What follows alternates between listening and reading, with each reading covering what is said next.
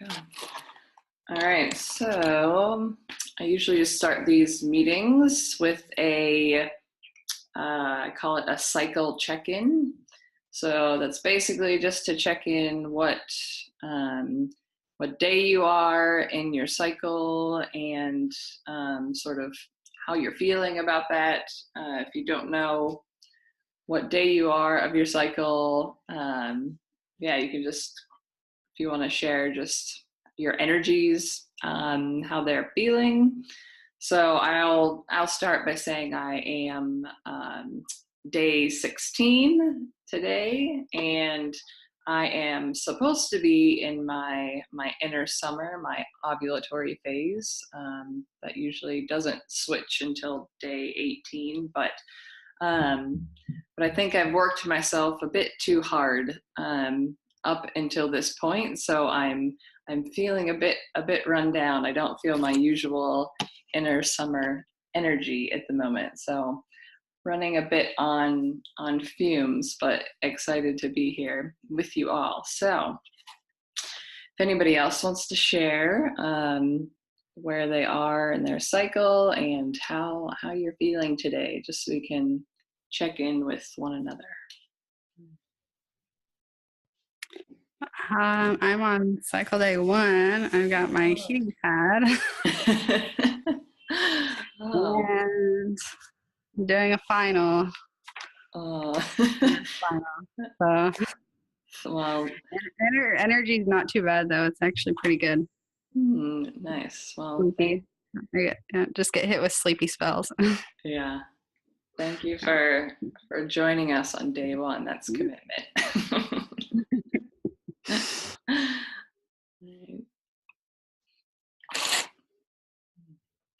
Anyone else want to share?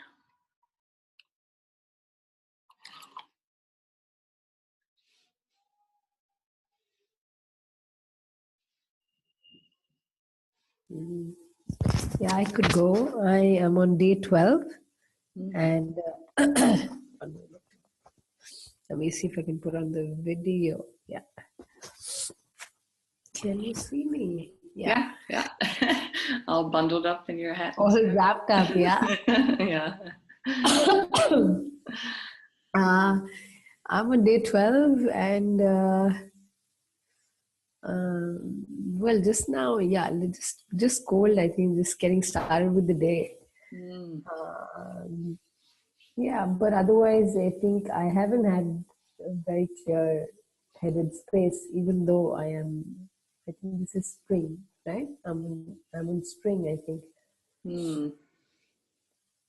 Yeah. Yeah, but I haven't had the most clear-headed space. There's some decision making to happen, and something like a big move that I'm waiting to do, and that's taking a lot of energy. And I seem to see my energy dip from one day to another. It rises and then it dips, and I seem to have like a stable mood and then really not so stable.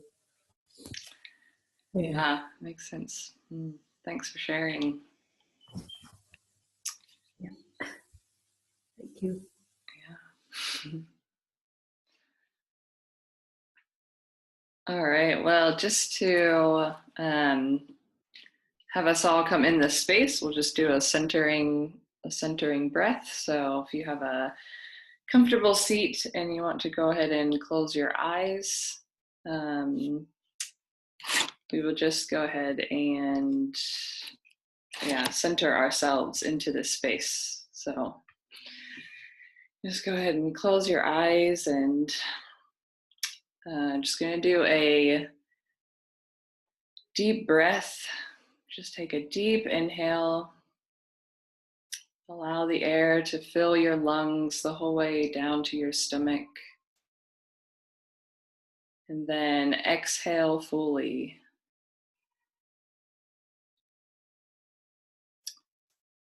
And just take a scan around your body. See if there's any place in your body that feels tense. You can feel stress.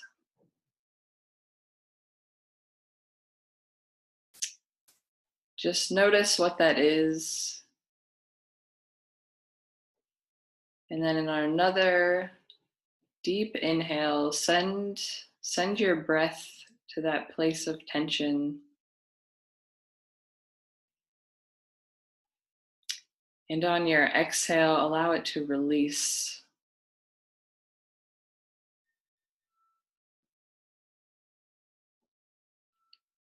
Feel the weight reach down towards the ground as you center yourself in this place. And we'll take one final deep inhale.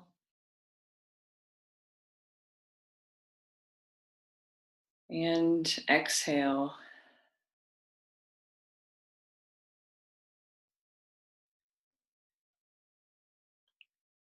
And when you're ready, you can go ahead and breathe your eyes open, coming back into the space. Feeling centered and grounded. All right, so the first thing I thought we could do today, the new moon was just yesterday, the day before, depending on what day you're on. And this was the new moon in Sagittarius. So Sagittarius is a fire sign, and it brings a spark of new things ready to come.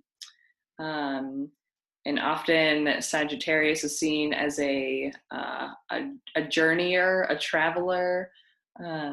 So there's this energy of a new beginning, a new journey that we can set intentions for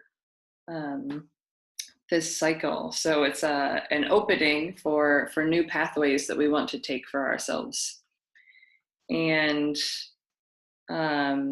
one of the cautions for this time is also that it's a lot of energy in that direction, especially with the new moon, is that energy of newness and opening of journeys and pathways, as well as Sagittarius. So trying to find a way in this moon cycle to harness that energy and not let us feel restless as often we can if that energy overtakes. So we are just going to go through a process to help us try and figure out what our intentions are for this new cycle and the things we want to see for our lives coming up in this cycle. And also, this is a pretty great time being being December, the end of the year. We're sort of beginning to reflect on what 2018 has brought us and has been for us, and what we are now going to be looking forward to in 2019. So, if you, after this little practice, we will then write it down. So if you have a journal and pen or your phone or whatever you have to write that down handy, so you can do that after this practice. So again, I will ask you to just go ahead and close your eyes again, and find that centering that you've already connected with in the first centering breath. Just go ahead and feel your breath move through your body. Feel the cold air through your nose as you inhale, and the hot air coming out as you exhale.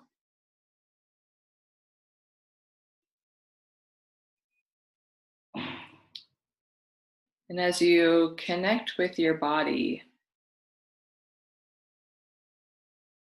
just ask it, how do you feel?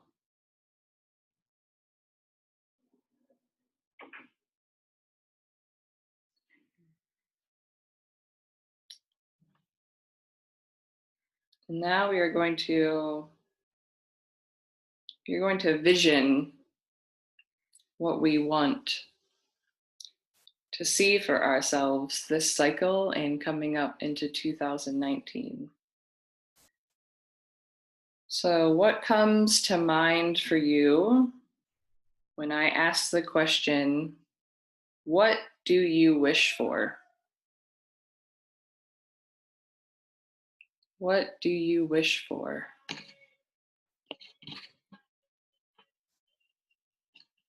It could be a really large goal that you have for your life. It could be something small. Just try and hone down to one thing that you can hold on to that you wish for.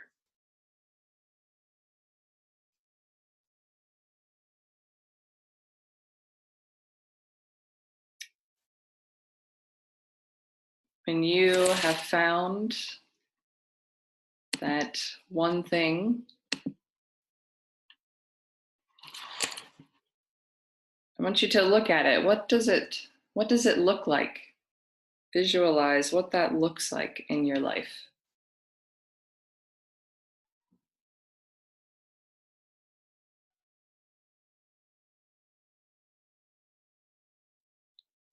Is there a smell associated with it? What does it smell like?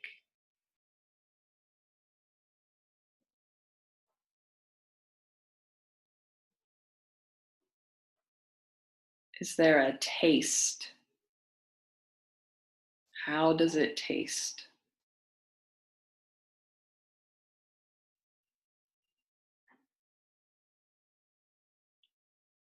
And if you touch it, what does it feel like?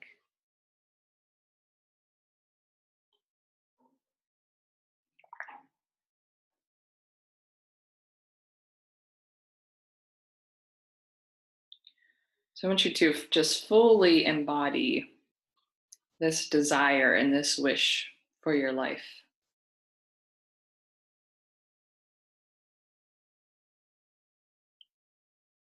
And when you feel like you have embodied it and it is within you, you can go ahead and breathe your eyes open, coming back into the space.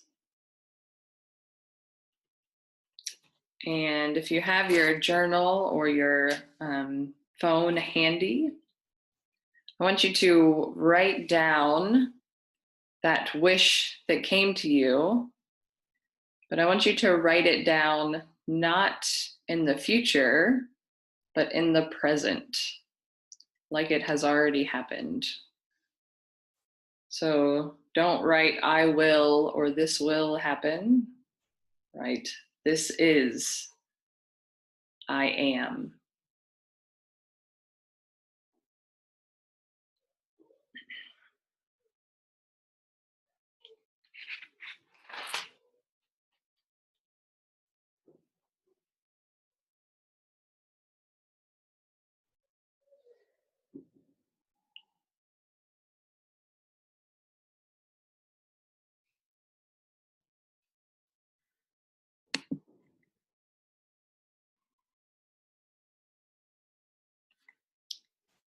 And then once you've written that down, you can,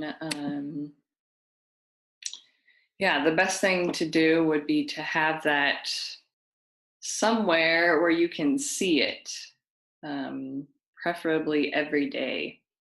So if there's a mirror you look at every day, or on your refrigerator, or somewhere in your room, that you can put that and then read that every day and read it as it's in the present, and watch how your energy changes when you start to really believe that that is possible and that is happening in your life. So that is your new moon intention And it can be, you can do that practice. It's best to do on the new moon or on the first couple days of your menstrual cycle, if you work with that cycle. And it's also a great practice to do the beginning of the year as well. So if you want to do it again next month when 2019 starts, you can sort of begin visioning and embodying what you want for 2019. So, yeah, what we are finishing our series. I guess I just I can open it up if anybody wants to share what their intention was, and you just put that out there for the universe and all of us to hear together, to be held accountable if you would like to. So just leave that there if anybody wants to share.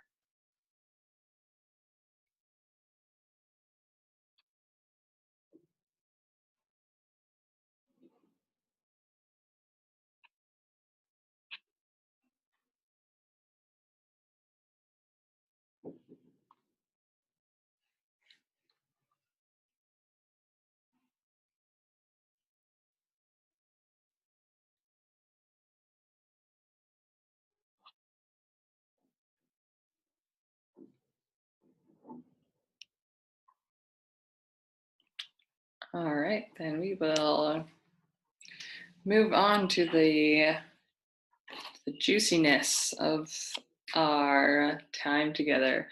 So we are finishing our chakra series, and this is the last one, the 7th chakra, called the crown chakra.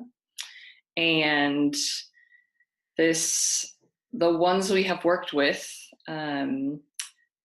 they have taken on either a masculine energy or a feminine energy. So we have the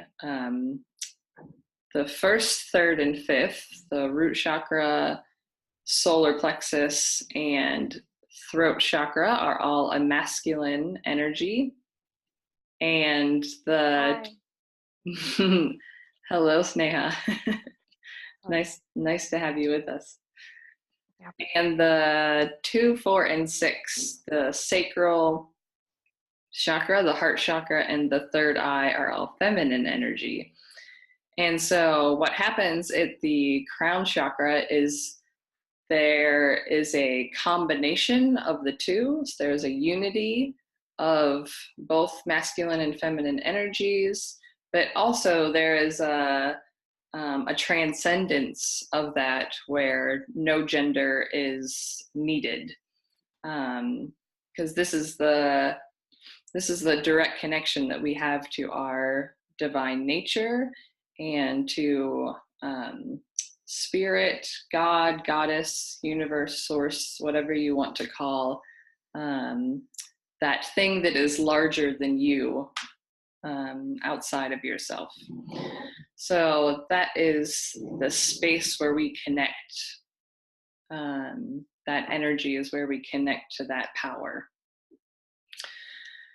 So yeah, it's all about unity and oneness. It is a rising above dual consciousness. So dual consciousness is when we see things as good or bad, black or white, right or wrong.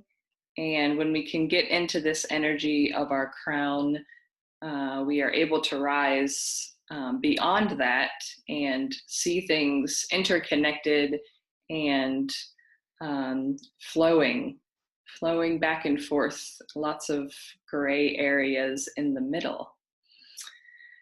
So this is the connection with our true divine self, our true divine nature, and yeah, understanding ourselves as holding that divine energy that flows in the middle. All right, so I will just share some ways that we can know if this energy is blocked or stagnant in us, and then what it looks like when it is open and flowing. So the physical signs of this energy being blocked would be constant headaches, fatigue, mental fog. So if you have a lot of congestion in your head, that would be a sign. Also feelings of boredom and frustration, excess worry and anxiety. And one of the things is also if you experience depression or apathy, would be something that you know that you're not connecting to that energy.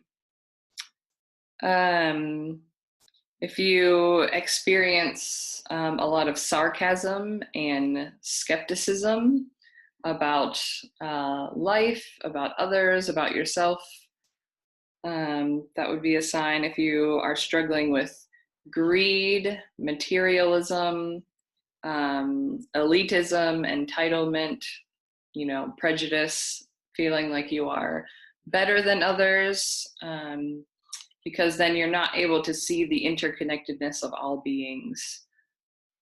And if you have a disconnection from your life's purpose, from what you feel you have been called to do on this earth, what you feel connected to in your work and in your relationships, if you're feeling a disconnect there as well. And then the signs when you're not connected to a source higher than yourself or beyond yourself, whatever you may call it. And if you are disconnected from that energy, from that source, or if you're even to the point you're angry and you have rage around that energy, when somebody talks about universal energy or source or God, goddess, whatever it may be. So those are all sort of signs that can come if this chakra is blocked and you're not allowing that energy to flow through you. All right.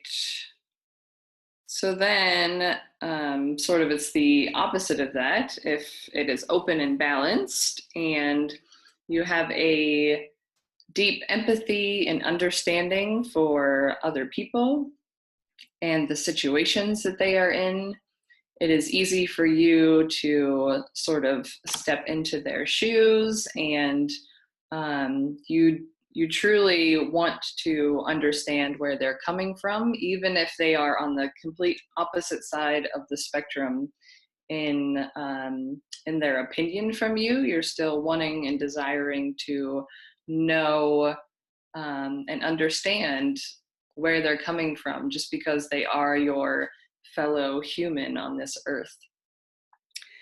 And also you're able to live with a clarity of purpose, and you really feel connected to the work you're doing and to the relationships you have in your life. And you just feel like you have a meaning and purpose in the world, and that you are working towards that. Another sign is that prayer, meditation, mindfulness, those things come very easily. If this energy is moving and flowing, it's very easy to connect through prayer or meditation to the divine energy. Also, if you find yourself being very inspired by things, so say you listen to a podcast, or you're listening to music, reading a book, watching a TV program, whatever it may be, you find yourself just being really inspired by the things that other people are saying and doing. And yeah, they're just really connecting to something that they are sharing. So that is the crown chakra energy. Yeah, giving inspiration and allowing it to flow through different people and things that they are offering in the world. Feeling very grateful and humbled for everything that you have, whether that be material things or relationships, whatever it may be, but it's very easy for you to be thankful and grateful for those things that you have. And obviously is that you feel that connection to a divine source, something that is greater than you, outside of yourself. And you feel that connection, and you feel it within you, and you feel it whenever you experience it outside of you. Yeah, so that is that's the sort of energy we are working with today. And I'm interested to hear how people are feeling around that. Do you feel like you're more on the, blocked side and you're not connected to this energy, or you don't really understand it, it doesn't make sense, or you feel like you're really connected with other people and with the divine source? So I'm just going to open it up if anybody wants to share how they're feeling, where they are on the spectrum of that energy flowing.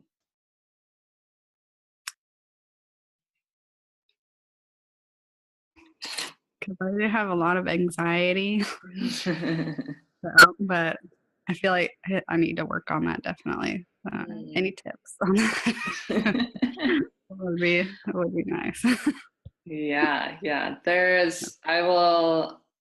After this, we're going to do some practices that are going to help with that. So anxiety is really the inability to allow and to let go of things. And there are certain parts, especially in our cycle, where we can do that more than others. So I will share with you some about that later. But thank you.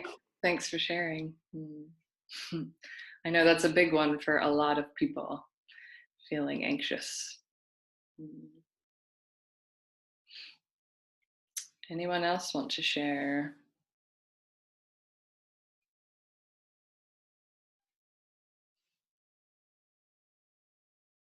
So Megan, I had a question. Yeah, go for it. When you shared about this chakra, this one, the one you were talking about, was specific to what chakra, is it? This is the crown chakra, the one on top of our head. Okay. Mm-hmm. Yeah, the one that connects us directly to the divine source, the creator, God, whatever you want to call it. Right. Okay. Yeah.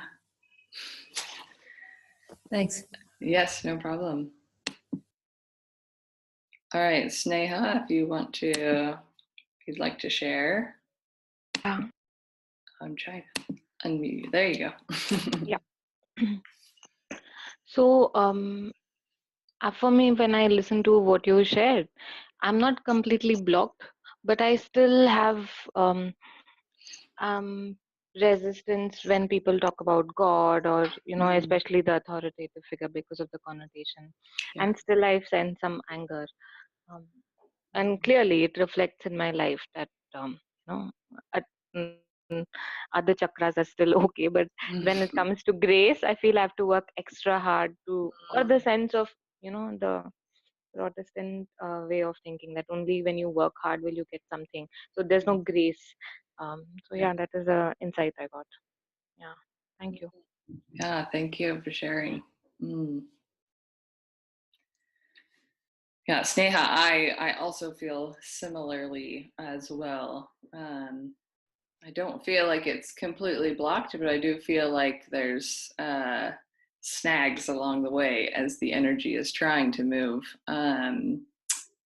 Yeah, that idea I'm not at the angry part, but I'm at the sort of I don't even know how to describe it. So it's just hard. It's hard for me to describe that connection, and a lot of times to feel it at all. And then I get upset that I can't feel that divine energy moving or flowing. So yeah, that's where I am. I sit a lot of times in the confused state about what is this power that is more than me, and what does it mean? And yeah, so I feel in between the blocked and the open and connected.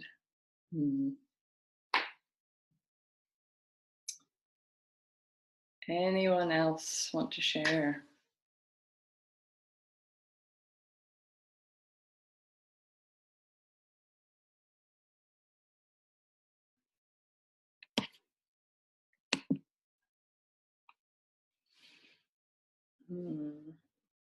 All right, well, I have so one thing that does help us connect to this energy is meditation.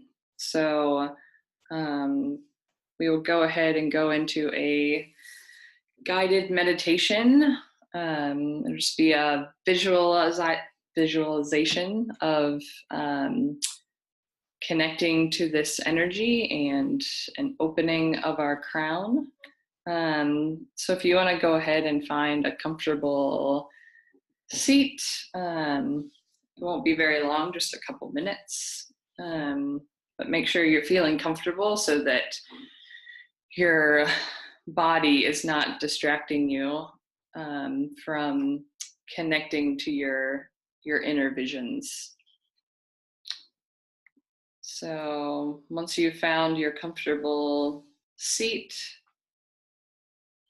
you can go ahead and close your eyes.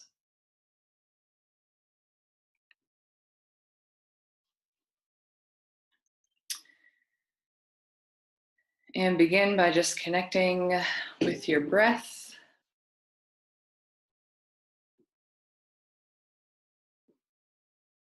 Feeling it move through your lungs.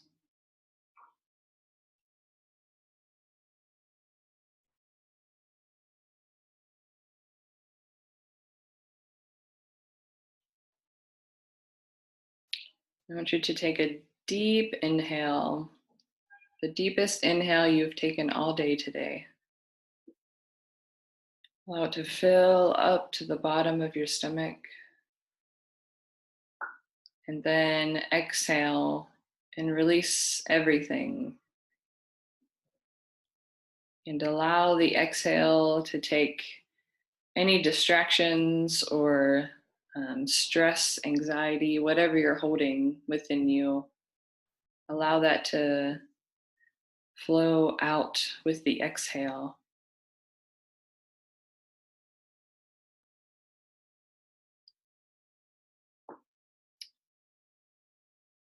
And then I want you to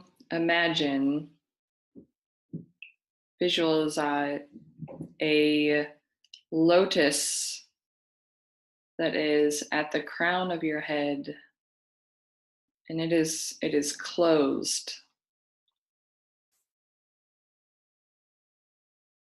A closed lotus sitting at the crown of your head.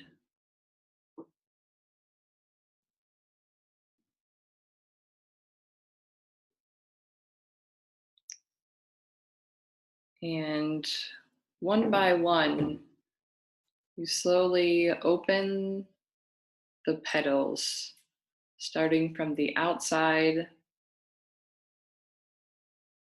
slowly opening 1, 2, 3 petals.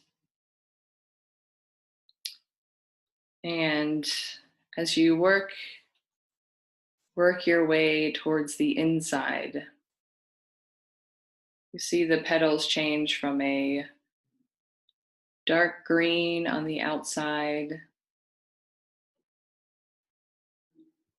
and then towards a white. See, the petals are white towards the inside. And this lotus has 1,000 petals. As you continually open all of the petals, you can see the blossom, the blooming of this lotus. And you can feel the energy radiating outward from this lotus flower.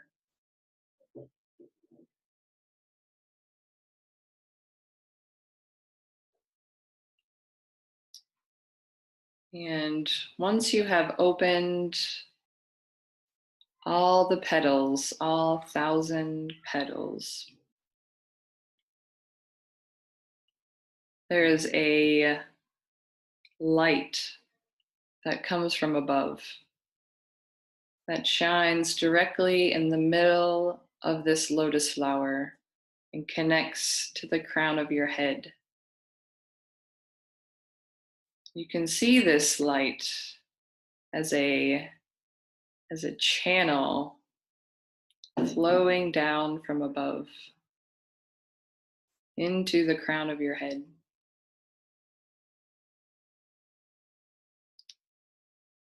And you're going to allow this light to continue down into your body.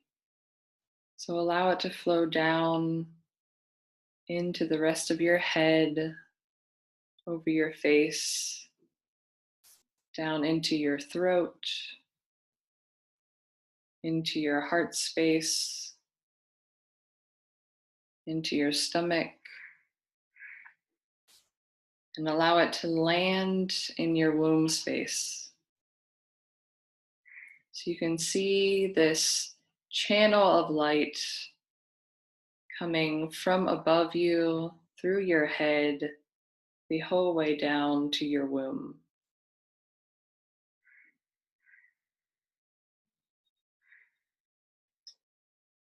And as our womb space is the inner moon that we have, the moon inside of us that is reflecting this light. So allow your inner moon to absorb this light and reflect it to the rest of your body. So allow the light to flow down your right leg until it reaches your toes. And allow the light to flow down your left leg until it reaches your toes.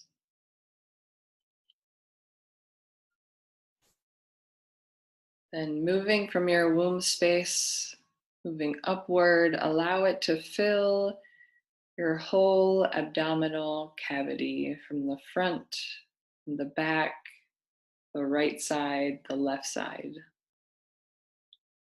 Allow every inch of you to be filled with this light. Allow it to continue up into your chest,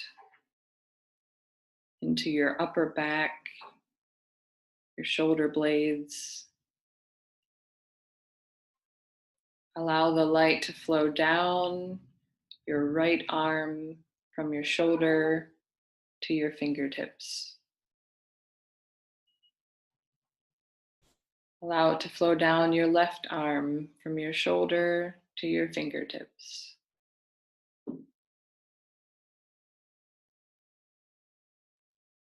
And allow it to continue traveling up through the rest of your neck and throat. Allow it to fill your head to the very top. and feel your body connecting to that channel of light that is still flowing from above through the crown of your head.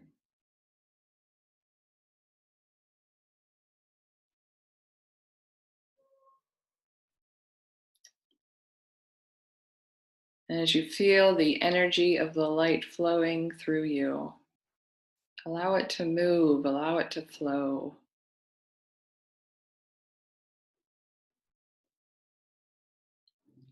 I want you to take another deep inhale, filling your lungs with the light.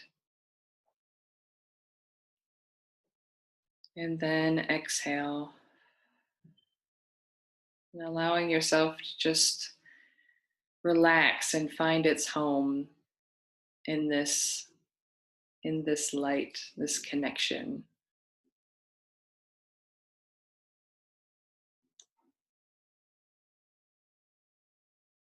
And when you feel complete, you can go ahead and breathe your eyes open and come back into the space.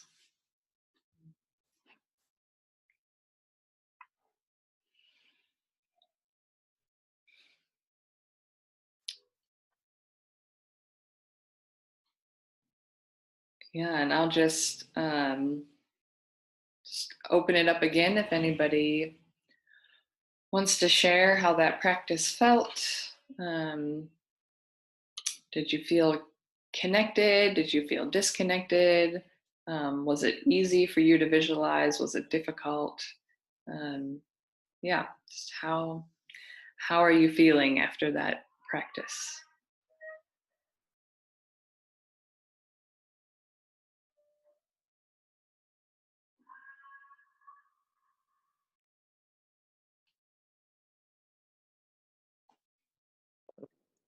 It felt really relaxing for me and was pretty easy to visualize.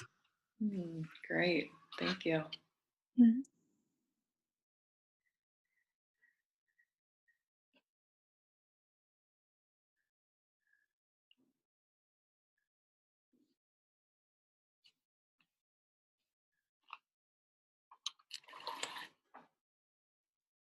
I felt very connected to the exercise.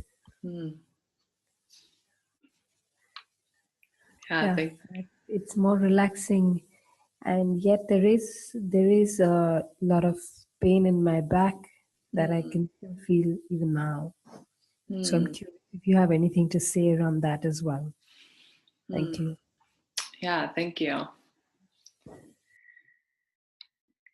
Yeah, experiencing pain.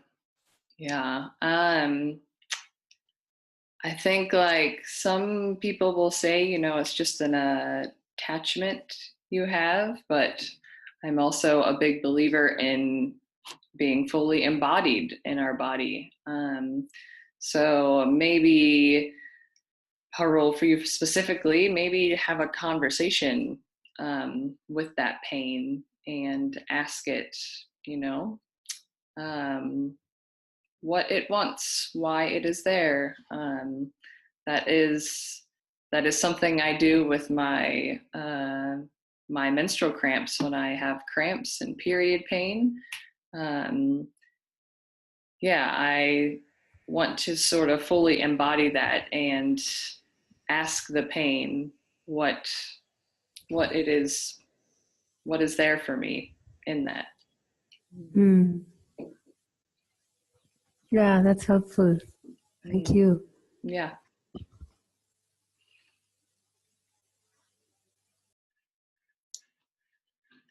All right, anybody else want to share?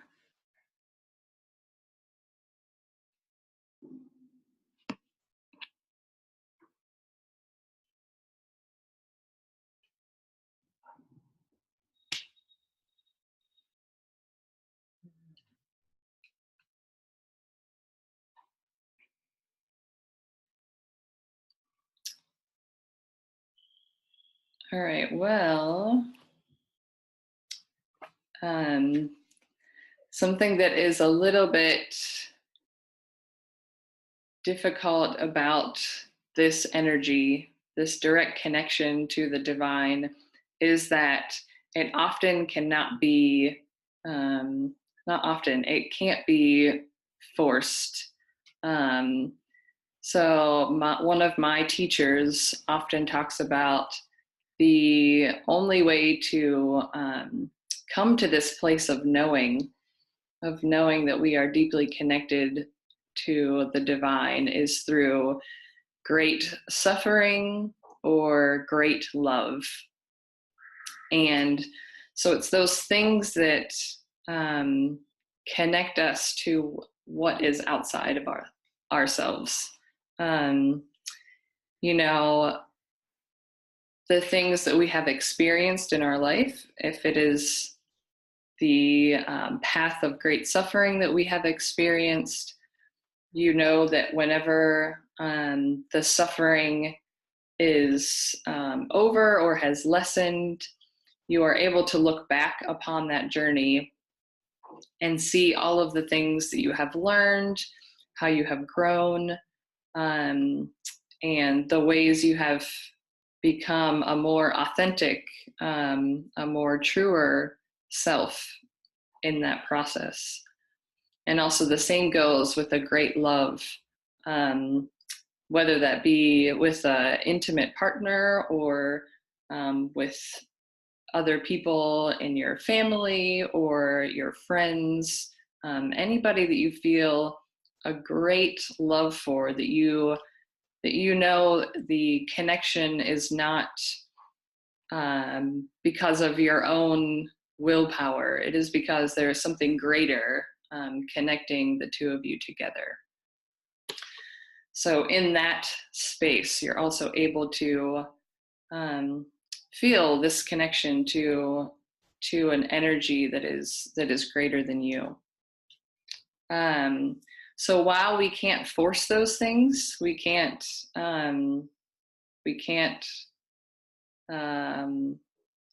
force that path to come for us. We can put ourselves in a position to be open for that to come in our lives. And yeah, as far as for the great love, being in a position and open to receiving that whenever it comes in our life, because a lot of times we feel like we're not worthy and we don't deserve something that is that deep and rich in love. And so we shy away from it, we back away from it. And so it would be an opening to that, to allowing that to come in our lives. And also with the great suffering, if you come face to face with a great suffering, and oftentimes as it happens, we cannot stop those things from happening. And so the way to position ourselves in that would be to come to an acceptance or an allowing of that to happen in our lives, to let it flow through us, and not to hold on to it, but allowing it to be released. That's that letting go, that sacrificing, that could be our path towards understanding and coming into connection with this divine nature. And oftentimes with the great suffering, it feels like a void before it feels like anything else. So it feels like a great darkness, and it feels like a lack of any connection to anything sometimes, before finally you'll see a crack in the darkness and the light comes in, and you can look back and see what you have experienced, what you have gone through, and oftentimes you will feel a greater connection to whatever it was that held you through that space, that got you through through that suffering, through that darkness. And that is the power that is outside of you.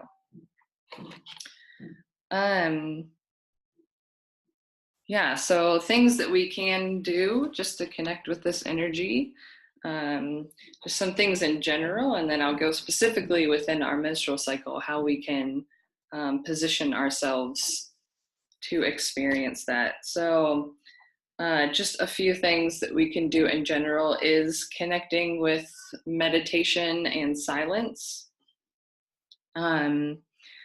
Yeah, that space within ourselves where we're able to let go and clear our attachments and our ego self. If we're able to let go and release those through meditation, through silence, then it's easier to connect with our divine nature. You can do chanting practices. And you can work with sounds, and the sound that is connected to the crown chakra is the NG sound, and you can try different pitches, and when you're chanting, to feel a vibration on your head. So that is one way, and also chanting Om, being the universal sound and vibration through the universe. The other thing that you can do anytime throughout your cycle to connect to this is listening to things you find that are inspiring. So if you have podcasts you find inspiring, or music that really makes you feel connected or emotional to something outside yourself. Reading books or articles that are really inspiring as well. And allowing that inspiration to flow out in creativity, and not allowing your inspiration to get stagnant within you, but allowing it to work out in your hands. All right, so those are some things in general, and let's go through some things in the cycle, that how we can position ourselves to experience a connection to the divine. So one part of our cycle is our inner spring and summer, which is the pre-ovulation and the ovulatory phases of the cycle. So usually this phase of the cycle, you have the most energy, and you are connected to things outside of you. You're connected to relationships, you're connected to the work you're doing in the world, and putting things out there. So the things that can help us connect to the divine nature in these two seasons, spring and summer, would be acts of service. And so if there is something you do when you're volunteering, or you are giving of your time or energy, and the key here is to giving acts of service selflessly, so with gaining nothing in return, and the ego self is not connected. So you're not doing it for other people to see you doing it, or to make yourself feel better, because then that would take you away from that connection to the divine. But the acts of service is easier in the spring and summer, because you have that energy to connect with other people during that time. The other thing is to carve out space, because it's very easy in the inner spring and summer to get overloaded and to get overwhelmed, because you do have more energy. So sometimes you just want to run full speed ahead, 100%, and that leads to burnout. So creating a space within that container to be able to just drop into your body or connect to things. It could be that, listening to that inspiring podcast or reading that book or whatever it may be to connect to that energy. During this time is also natural for celebration and gratitude. So it's easier to see things that you're just thankful for in your life, for your relationships. And when we're able to see gratitude for those things, then we're able to see how they are connected with us through this energy. And the last thing would be getting out in nature. And a great thing to do to connect with this divine energy is to, it would be like climbing on top of a mountain and seeing everything laid out in front of you, or standing at the edge of a beach and seeing the ocean. That is just the vastness of it. So seeing great vistas really helps to connect with this energy and to know that we are just a small part in this, this divine creation that is in front of us. And so, if you're able to take a trip or connect to nature in some way, doing that during your inner spring and summer is the easiest, most natural, because you have the energy to do that. Just being able to see things that you find really beautiful. And now that I'm talking about it, it can also be going to a museum or an art gallery and seeing really beautiful art that somebody has created. So it's just that idea of feeling inspired and seeing creation being created by others, and how that connects us with one another.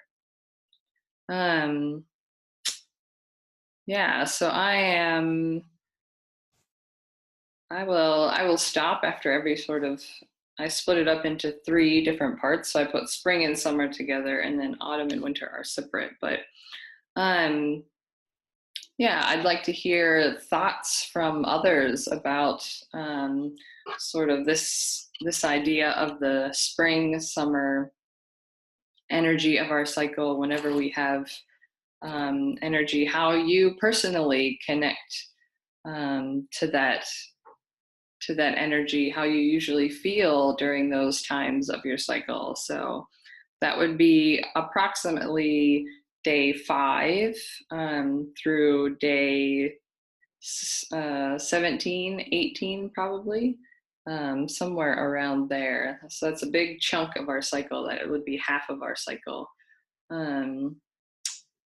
So interested to hear how others experience that, and any way that you have thought as I was talking that you can connect more to that energy of the cycle.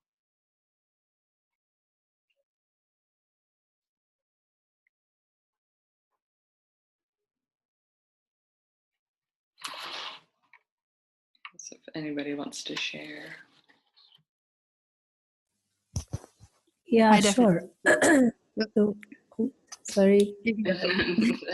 Jordan, do you want to go first? No, go ahead, Parul. She muted herself. Okay, yeah, she muted. So one thing that helps me, I realize, is just planning a day ahead. And just jotting down things that I want to do, especially when in spring and summer, if there's a lot to do. Yeah. Thank you. Yeah, that's really good to combat that overwhelming feeling. So really thinking ahead and planning out your day at least one day in advance, and then you can really plan to not overload yourself, which can be helpful. So thank you for sharing that. I was going to say, I definitely feel the same as what you were talking about. And I do need to plan ahead, because I always seem to make plans whenever I feel up to it in the spring and summer.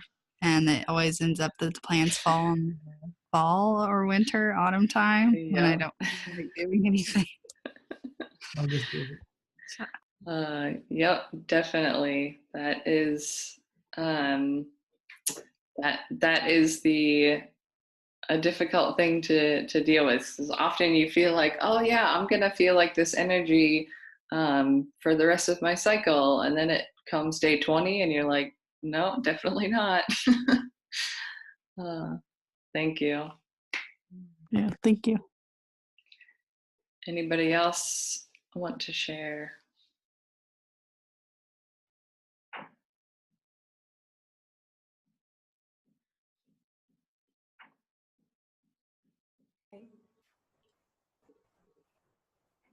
Yeah, Pritu. So with me, it's like it's a roller coaster ride at times. The energy zone is different at different days, and maybe when I plan something for tomorrow, then I might. Preetu, could you be louder? Can't hear you. Okay. Am I audible now? Yes. Yeah. So I was saying that when I plan something maybe today, because of the changing energy zones, it's like very difficult to stick to that plan. And because when I make a plan, then I'm in a different zone and I am feeling differently, and then the next day maybe I'm low or something, or maybe more high. So it's difficult to stick to the plan. Yeah, I definitely feel you on that as well. And I think the thing with this whole cycle awareness is just knowing your body at any certain moment. And so even though we might plan things, it could come the next day and we are not really feeling it, and we decide to go in a different direction. So me personally, I've never been a great planner. Never. It's just not in my makeup to be a planner. And so I oftentimes I'll give myself a general plan for my cycle ahead. So usually, like in the beginning of my cycle, I will think about the things I want to accomplish. And then I will just be very gentle with myself if those things don't come about. And if they come at different times than I was expecting, I just allow that to flow through me, and not hold too strict, because we are, as women, we are cyclical beings. And so, our energies change and our hormones are constantly fluctuating up and down.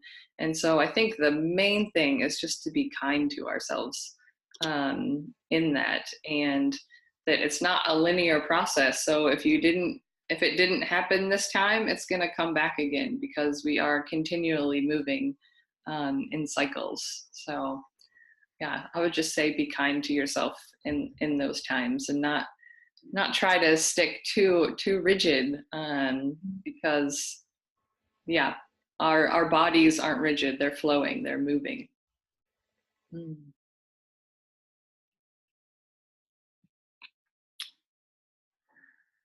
Yeah. Well, I think she got frozen for me. I don't know anybody else, but there you are. So you have anything else you want to share, Pritu? No, that's all. Thanks. Yeah, thanks for sharing.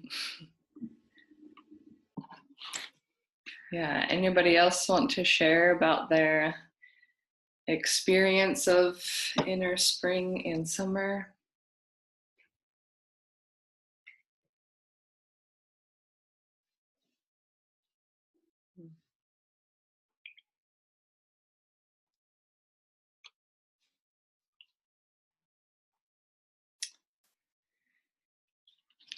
Yeah, so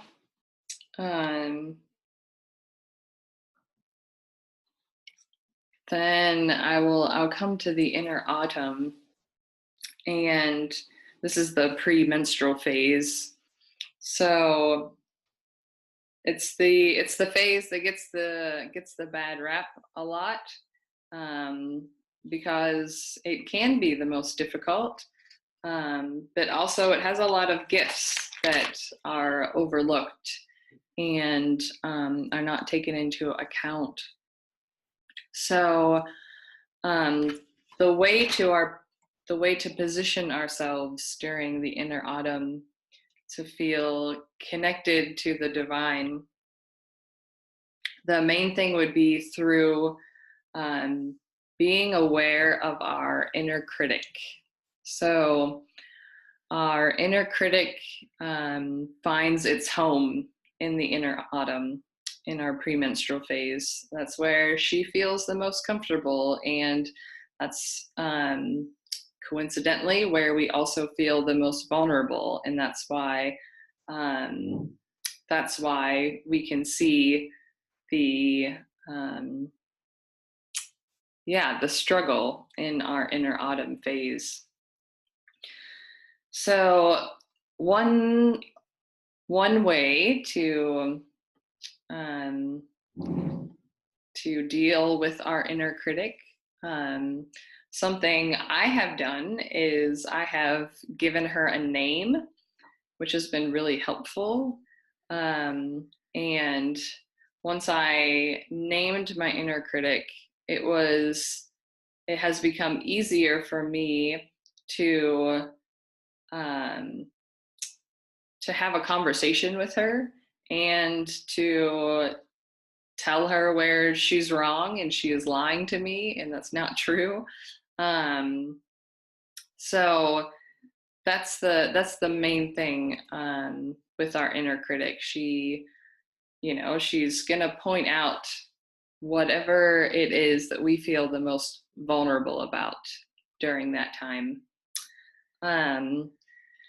So the ability to just be aware of it at first, because we can't do anything about it until we are aware of it. So noticing where we are talking against ourselves, where we're being very critical towards ourselves, particularly during this time of the inner autumn, the premenstrual. And whenever you catch it, whenever you catch her saying, you're not worthy, you don't deserve that, you're not doing enough, whatever it may be, whenever you catch her saying that, the one question that I ask her first is, that I ask myself is that true? Is that true? If you take the time to stop and pause and ask, is that true? Oftentimes you'll realize, no, I don't believe that. I really don't believe that I am not worthy of that. Because there is a deeper sense in ourselves that knows we are worthy. So that ability to talk to our critic and ask, is that true? And then reflect on what your answer is for that, because our inner critic is rooted in our ego, and she wants to keep us small, and to always keep us questioning who we are and what we're doing. And one of the other questions you can ask is, would I say this to my 5-year-old self? So the things your inner critic is saying to you, would you say those things to your 5-year-old self? And the likelihood is no, you would not. You would be gentle and kind with your 5-year-old self. So if you would do that for your 5-year-old self, why, if you wouldn't do that for your 5-year-old self, why would you do that? Why would you say that to yourself now? And one of the other ways is watching how critical and judgmental you are towards other people. Because the more you allow that energy, the critical, judgmental energy towards other people, the more you're opening yourself up to allow that criticism and to be turned towards yourself.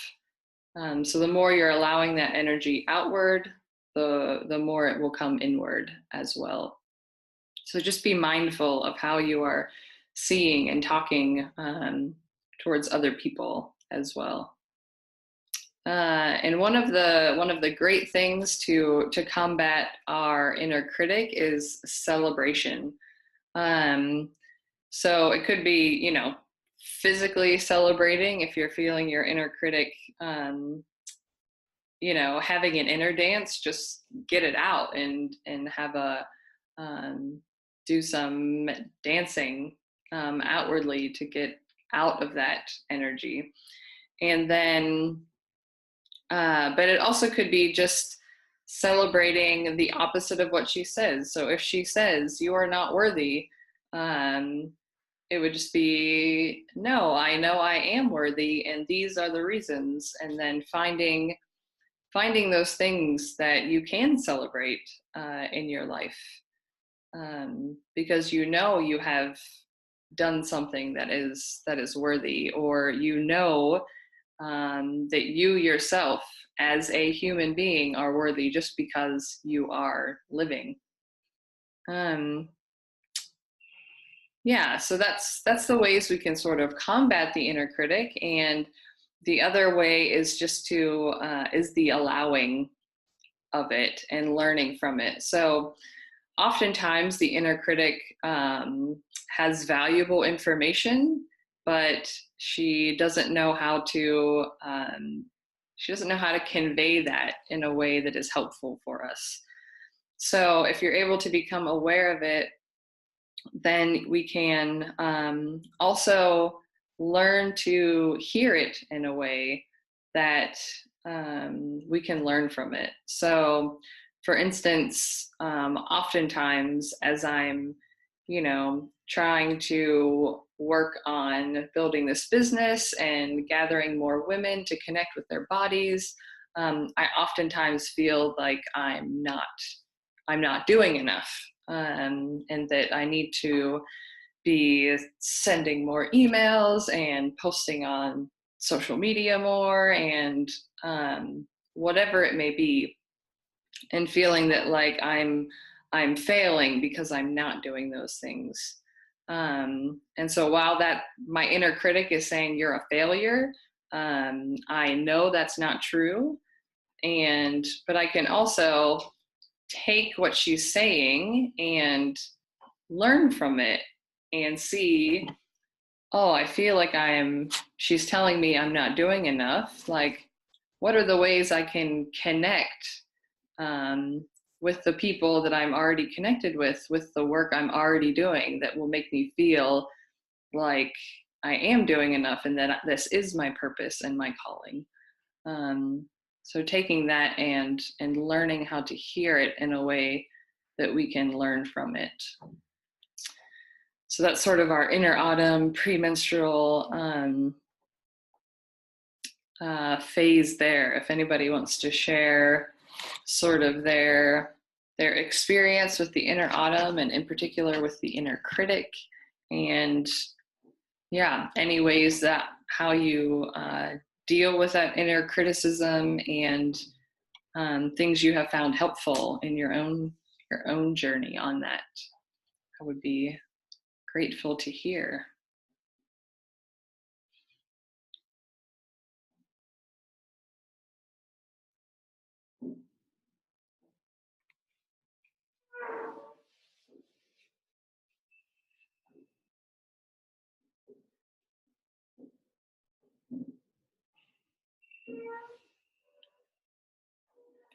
Or if you have a really great premenstrual time, that would be nice to hear too. Often it gets a really bad rep. So yeah, I just wanted to hear how you experience your inner autumn.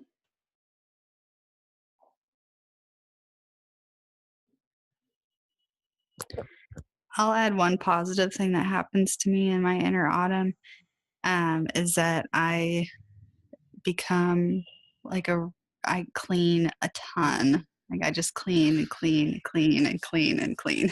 Yep. I get some things done that I keep putting off, which is good. Other than that, I feel really lazy also on the other side, and hard to accomplish things that I normally would have no trouble doing. Yeah, definitely. Yeah, the cleaning is definitely a thing. It's a nesting time. Your body is getting things organized and put together for the bleeding time, because it knows it's not going to have energy to do those things once you begin bleeding. And also, though, it's that time of inner cleaning as well. So that's also what your inner critic is doing. It's pointing out the things within you that are no longer needed, and you can let go of. So that's sort of the whole theme of that phase, is seeing what is working for you, what isn't working for you, and sort of course correcting so that you can move into the next cycle on more stable ground. Thank you for sharing.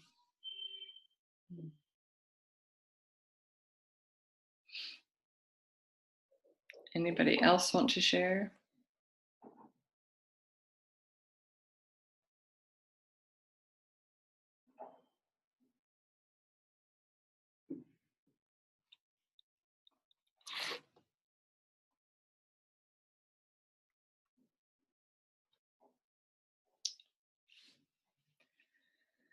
So, as always, I have way more information than we have time, but I will quickly run through the inner winter in our last few minutes we have. So the way we can position ourselves in our inner winter to connect to the divine would be through the letting go. And that could mean physically being able to let go of responsibilities that aren't needed to be done, let go of plans or schedules or whatever it is to create that space. If you're able to, create a full day or 2 days is ideal, but a lot of people, that we have so many things going on that is not possible. And so the thing that we talk about is, in menstrual cycle awareness, we talk about the 1%. So the 1% is just the idea that let go 1% more than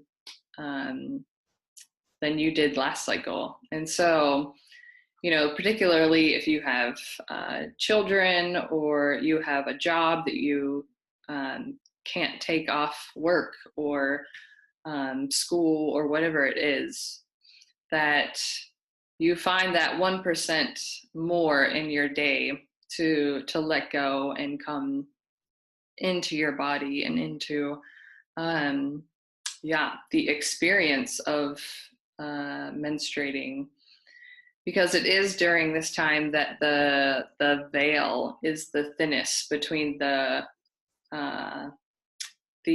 mundane world, our body world, and the spirit world, the connection to that energy that is greater than us.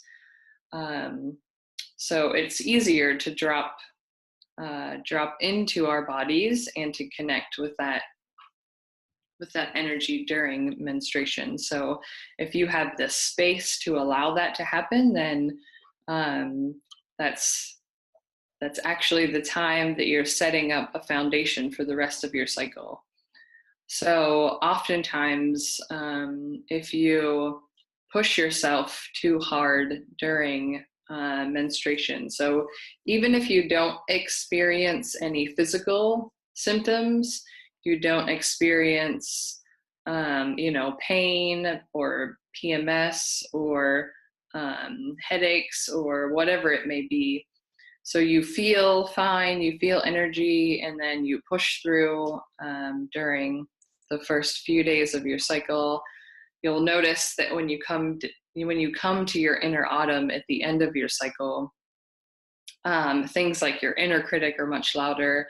You really struggle, usually will hit a wall at some point because you've pushed yourself too hard, and burn out at the end of the cycle. So the key in our inner winter is just to allow 1% more of care for ourselves during that time.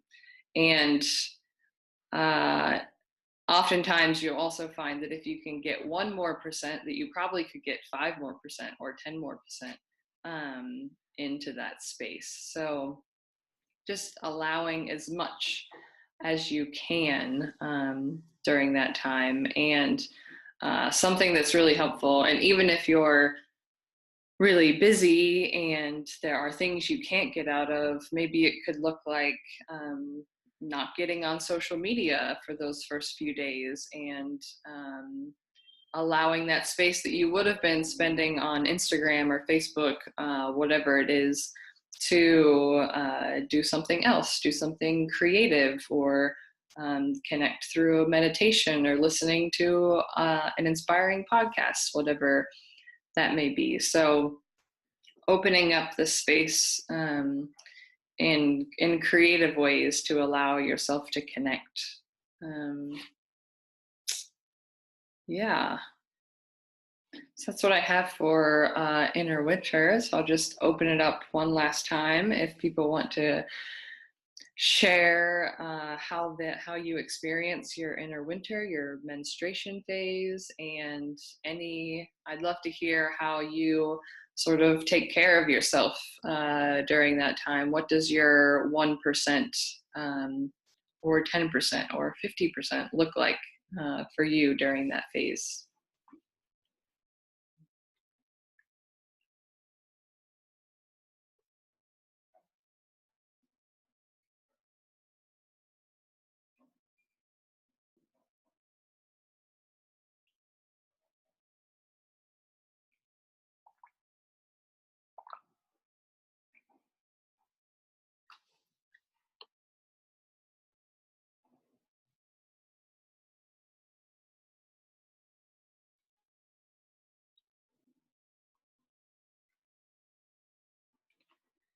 Yeah, I'll share for me the what I said about social media is something I try and do. I try and get off at least for the first day, if not the first 2 or 3 days, and not log into Facebook, not log into Instagram. I find it difficult in my inner winter when I am when my energy is lower and I don't feel productive. I find it really difficult to see other people on social media that are really productive, and not being able to understand that they might be in their inner summer and ovulatory phase and feel really connected to doing things.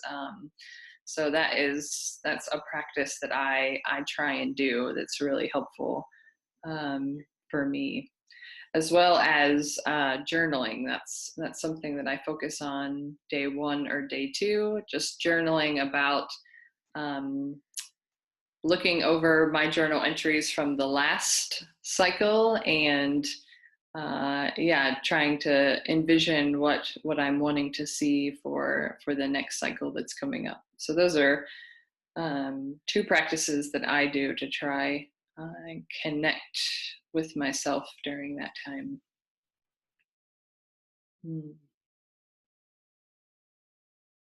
Anybody else wants to share?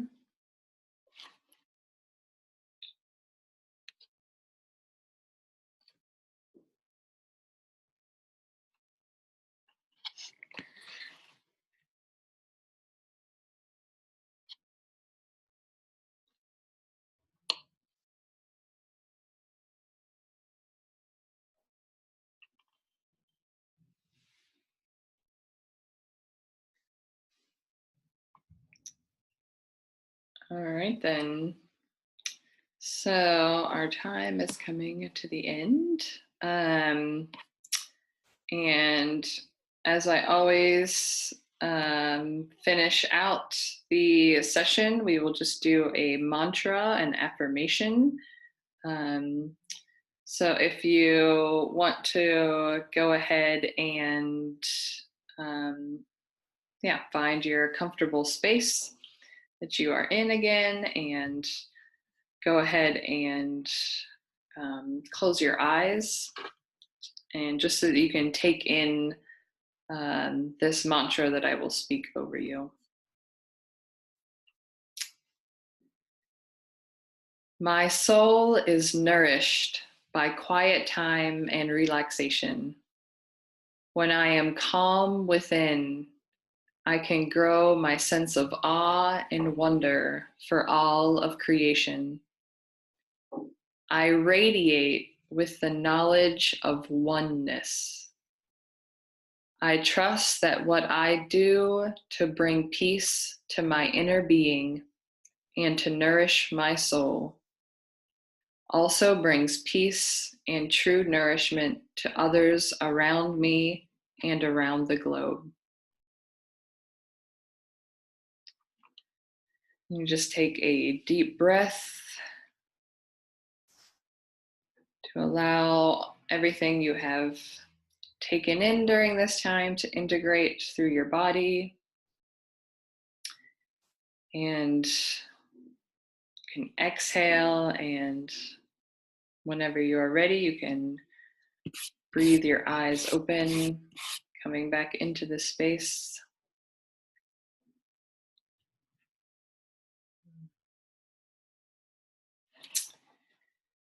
Yeah, so I will just quickly share. So that was it's our last lunar temple for this year, and what is coming up for next year. So there will not be a lunar temple in January, and because I'm switching cycles, so I am beginning. I'm beginning a 5 month. It'll be a 5 month long, 5 moon cycles long community that I'm calling Flow. And in that community, it will be starting February, the middle of February, and we will be having the lunar temple on the waxing moon. So every waxing moon, we will have the lunar temple, which will still continue to be free for anybody who wants to join. And then on the waning moon, there will be another call that will be for those that have joined the Flow community, that we're going to be diving deeper into some of the things of the menstrual cycle awareness. So it's going to be based on the inner seasons, about what I said. In each moon cycle, we're going to be focused on a particular inner season. So 1 month inner spring, the next one inner summer, inner autumn, inner winter.